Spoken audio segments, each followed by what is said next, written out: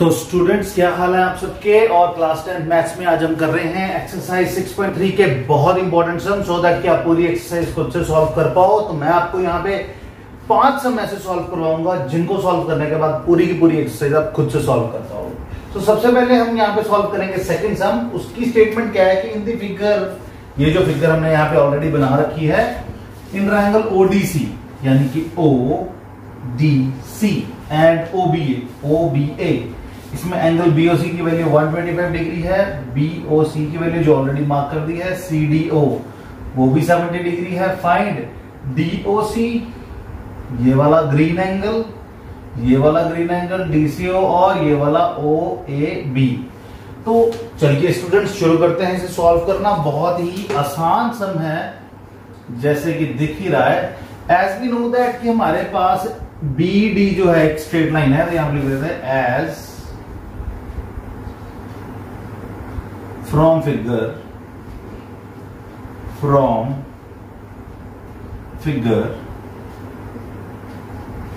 BD is a straight line।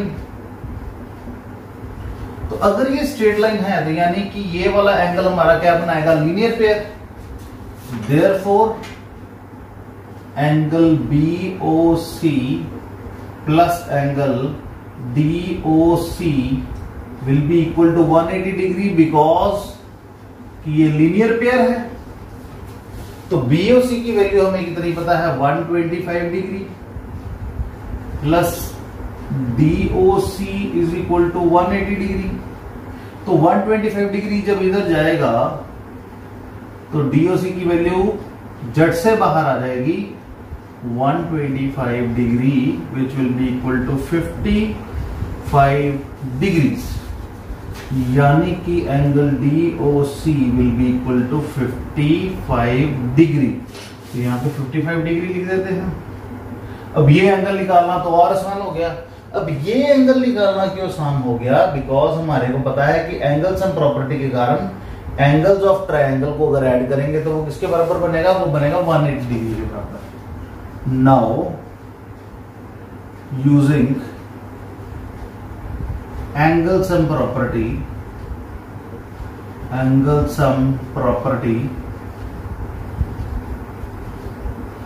in triangle DOC and CDO plus angle DOC plus angle DCO is equal to 180 degree। Angles of triangle, इसकी value मुझे 70 degree पता है, इसकी value 55 degree पता है, ठीक है। तो एंगल DCO की कितनी वैल्यू आएगी, इसको अगर एडअप करते तो it will be 125 degree again. So DCO की वैल्यू आ जाएगी 180 डिग्री और angle DCO will be equal to 180 degree minus 125 degree which is equal to 55 degrees. तो यहां पे जो हमारा लास्ट एंगल रह गया ये वाला, उसको फाइंड आउट करना बड़ा आसान है। As triangle DOC is similar to triangle AOB as given here, ODC ले लो या COD ले लो, एक ही बात है। Therefore ट्रायंगल का जो OCD है, OCD एंगल है, that will be equal to OAB। वैसे तो जो बेटा गिवन है उसे लिखना चाहिए ODC। तो यहां से ये पता चल जाता है कि O को किसके कॉरेस्पॉन्डिंग है, ऐसे हमें आसानी से जो है वो पता लग जाएगा। It will B OBA। तो O जो है कॉमन पॉइंट है, तो D को कौन रिप्रेजेंट कर रहा है, यहाँ पे B रिप्रेजेंट कर रहा है। तो यानी कि D और B एक जैसा बिहेव करेंगे, यहाँ पे C और A एक जैसा बिहेव करेंगे, इसीलिए हमारे पास ये वाला एंगल और ये वाला एंगल बराबर लिया हमने। तो देयरफॉर हमारे पास OCD की वैल्यू किसके बराबर थी, 55 डिग्री के बराबर। तो देयरफॉर एंगल OAB की वैल्यू यहाँ पे आ जाएगी 55 डिग्री। तो ये आपका आ गया आंसर। ठीक है, सो बेटा बहुत ही इंपॉर्टेंट सम था ये। ठीक है, तो देखिए स्टूडेंट, मैंने यहाँ पे क्वेश्चन नंबर 4 की स्टेटमेंट नोट कर दी है। बहुत ही आसान सम है। इसके अंदर वो बोलता है कि जो फिगर है इसमें QR by QS is equal to QT by PR, यानी कि QT बाय PR है और angle 1 is equal to angle 2 के बराबर है। तो आपको ये प्रूव करना है कि PQS is similar to triangle TQR। तो बहुत आसान है, यहाँ पे लिख सकते हैं कि एज एंगल 1 जो है वो एंगल 2 के बराबर है, देयरफॉर इन ट्रायंगल PQR। अब आपको ये तो पता ही है कि PQR ट्रायंगल में अगर दो एंगल्स बराबर हैं तो वो आइसोसेलेस ट्रायंगल हो जाती है, because sides opposite to equal angles are always equal. Therefore PQ will be equal to QR। PQ will be equal to QR due to the isosceles triangle. यहां पे लिख सकते हैं कि sides opposite to equal angles, इसके कारण हमने यहां पे ये लिखा है। तो इसको मान लेते हैं इक्वेशन 1। सो अगर PQ is equal to PR, मैं भी कहूंगा कुछ गलत लिखा गया, PQ इज इक्वल टू इसके बराबर है PR के बराबर है, तो यहां पे PR की जगह पे हम क्या लिख सकते हैं PQ। So therefore QR by QS will be equal to QT divided by PQ. So now in a triangle PQS and triangle TQR, angle Q common हो गए। ठीक है, और सबसे मजेदार चीज यहाँ पे बेटा क्या है कि हमारे पास QR by QS is equal to QT by PQ है और ये प्रूव्ड अबव है, प्रूव्ड अबव। अब इसमें क्या है कि कॉरस्पॉन्डिंग साइड्स हमारी क्या हो गई, प्रोपोर्शन में आ गई। देखो QR by QS is equal to QT by PQ। Therefore triangle PQS is similar to triangle TQR, hence proved। तो इस तरीके से बेटा आप सम सॉल्व कर सकते हो, बहुत ही इजी है। तो चलिए you can note it down so that we can solve the next one. तो देखिए स्टूडेंट्स, मैंने यहाँ पे क्वेश्चन नंबर 7 की स्टेटमेंट पे नोट कर दिया है। इसके टोटल 4 पार्ट है, पर मैं पहले 2 पार्ट प्रूव करूंगा, बाकी के 2 पार्ट आप प्रूव करोगे। बिल्कुल सेम है, ज्यादा डिफिकल्टी नहीं आएगी आपको। तो चलिए शुरू करते हैं। तो सबसे पहले तो अगर आप इसकी हेडिंग पढ़ें या स्टेटमेंट पढ़ें कि in figure altitudes AD and CE intersects each other at point P। ठीक है, शो करना है AEP and triangle CDP। So first part को सॉल्व करने के लिए सॉल्यूशन में जो आपको फर्स्ट पार्ट सॉल्व करना है उसके अंदर आप सीधा ही ले लीजिए कि in triangle APE and triangle CDP angle E is equal to angle D, each 90 डिग्री। ये तो पता ही है, एल्टीट्यूड्स हैं तो 90 डिग्री ही बनाएंगे। और angle CPD is equal to APE which is vertically opposite angles. So ये वाला एंगल इस एंगल के बराबर होगा कि नहीं होगा, तो वही लिखा है CPD is equal to APE। ठीक है, तो hence triangle APE is similar to triangle CDP by AA criterion। ठीक है, तो दूसरा पार्ट सॉल्व करोगे तो वो भी इसी तरीके से सॉल्व हो जाएगा, तीसरा भी चौथा भी। बहुत आसान है, आप ट्राई कर लो एक बार। अब ट्रायंगल सीधा ही लिखना है आपने, in triangle ABD and triangle CBE, यानी कि एक ट्रायंगल होगी आपकी ADB ये वाली, और एक ट्रायंगल होगी आपकी CEB ये वाली। तो सबसे मजेदार बात क्या है, इसमें भी angle E is equal to angle D, is 90 degree, और angle B is equal to angle B which is common, तो ये भी सिमिलर होगी। Therefore triangle ABD is similar to triangle CBE by AA criterion, तो ये भी similar होगी। तो इस तरीके से बेटा you can solve it down, बहुत ही आसान है। So try the next part and solve it. देखिए स्टूडेंट्स, मैंने क्वेश्चन 10 स्टेटमेंट लिख दी है, बहुत ही आसान सम है, और यहाँ पे आप देखोगे कि मैंने इसके 3 पार्ट्स में से पहला और तीसरा पार्ट यहाँ पे आपके सामने प्रूव करूंगा, सेकंड पार्ट आप खुद प्रूव करोगे। बहुत आसान है, टेंशन लेने की जरूरत नहीं है। तो चलिए स्टेटमेंट पढ़ते हैं कि CD and GH are respectively the bisectors of angle ACB and FGE such that D and H lie on the sides AB and FE if triangle ABCE is similar to triangle FEG। तो आपको ये चीजें prove करनी है। और सबसे पहली चीज तो बेटा यहाँ पे ये देखने वाली कि अगर ये बाइसेक्टर्स हैं तो ये वाला एंगल और ये वाला एंगल बराबर होगा, और ये वाला एंगल और ये वाला एंगल बराबर होगा, ठीक है।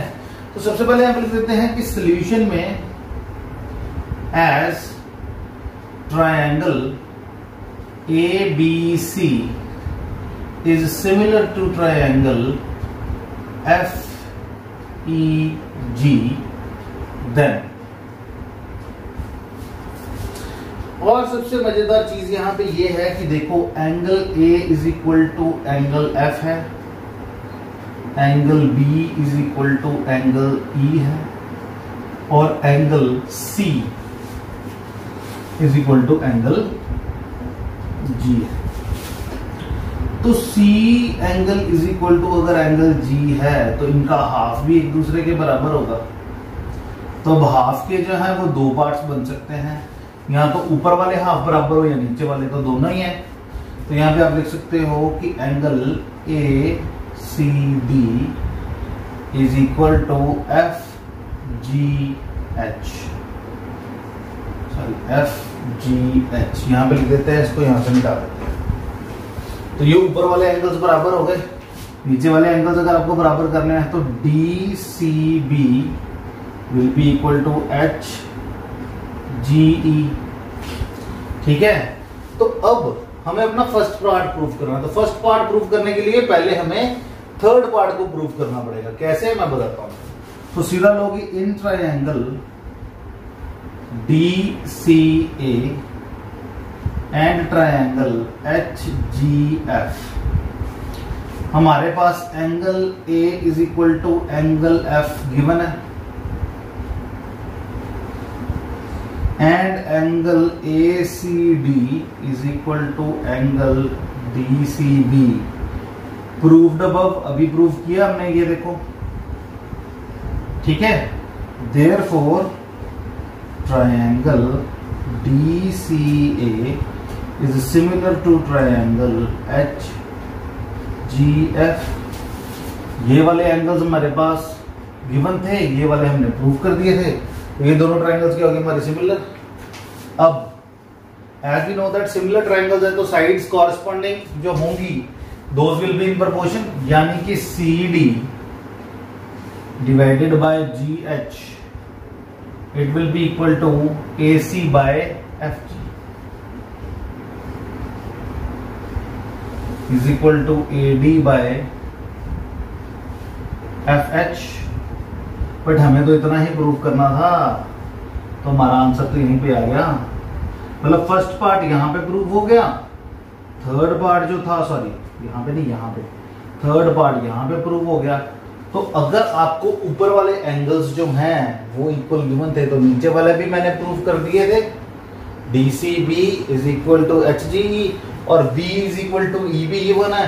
सो सेकेंड पार्ट यही है कि आपको ये वाली ट्रायंगल को इस ट्रायंगल के सिमिलर प्रूव करना है, वो हो जाएगा। बहुत ही आसान है, you can note it down and solve the second part and we must proceed to the next sum. तो जैसे स्टूडेंट्स मैंने क्वेश्चन नंबर 13 की स्टेटमेंट भी यहाँ पे लिख दी है, जो कि बहुत आसान है। कोई बेटा डिफिकल्टी नहीं होगी आपको ट्रायंगल चैप्टर सॉल्व करने में, क्योंकि चैप्टर बहुत ही आसान है। तो इसके अंदर वो कहता है D is the point on the side BC such that ADC, यानी कि ये वाला एंगल, ठीक है, ये किसके बराबर होगा? BAC। BAC का मतलब ये बड़े एंगल के बराबर होगा, ठीक है। शो करना है C square is equal to CB into CD। यहां पे बेटा एक ट्रिक लगेगी, अगर आपको किसी छोटी ट्रायंगल का एंगल बड़ी ट्रायंगल के बराबर दिया गया हो, बात याद रखना, छोटी ट्रायंगल का एंगल बड़ी ट्रायंगल के बराबर दिया गया हो, तो आपको बेटा यहां पे क्या करना है? आपको छोटी ट्रायंगल और बड़ी ट्रायंगल दोनों को कंसीडर करना है। सो यहां पे सीधा कंसीडर करना है in triangle ADC and triangle BAC। और ट्रायंगल्स कैसे चूज करनी है? एंगल्स के हिसाब से चूज कर सकते हो। देखो ADC और BAC मैंने वही ले ली, ठीक है। अब एक चीज तो मुझे गिवन ही थी कि angle ADC is equal to angle BAC, ये तो गिवन ही था। पर देखो ध्यान से कि ADC और ABC में ये एंगल कॉमन आ रहा है दोनों में, यानी कि angle C will be equal to angle C which is common, यानी कि triangle ADC will be similar to triangle BAC by A criterion. और कोरस्पॉन्डिंग साइड्स को हम लिख सकते हैं प्रोपोर्शन में, जैसे यहां पे आ जाएगा CA by CB is equal to CD by CA, ठीक है।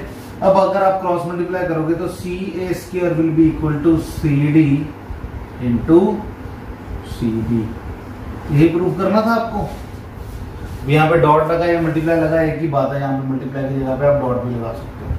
तो ये साइड्स को कैसे लेना आपने ध्यान से देखो।